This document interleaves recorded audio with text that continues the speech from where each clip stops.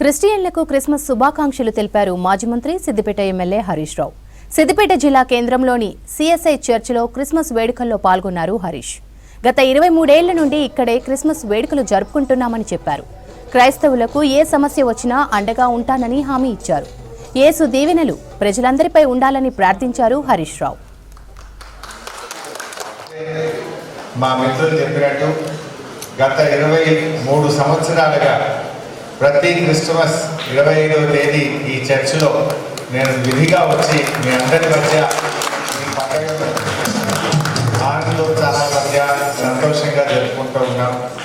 మరి ప్రపంచవ్యాప్తంగా కూడా ఇవాళ చాలా ఘనంగా ఈ క్రిస్మస్ వేడుకలు దేశాన ప్రతి నగరంలో, ప్రతి పట్టణంలో, ప్రతి గ్రామంలో ఎంతో గొప్పగా జరుపుకుంటూ ఉన్నారు.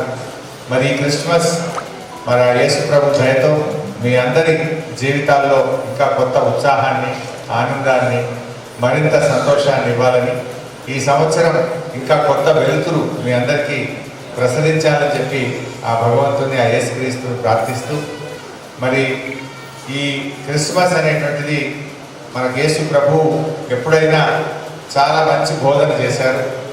ఆయన పేదల పక్షపాతిగా, పేదలను ఆదుకోవాలని, అందరినీ సమానంగా చూడాలని, మంచి మనసును కలిగి ఉండాలని ఆయన చాలా చక్కటి తన సంకీర్తనల్లో వారు చెప్పడం జరిగింది.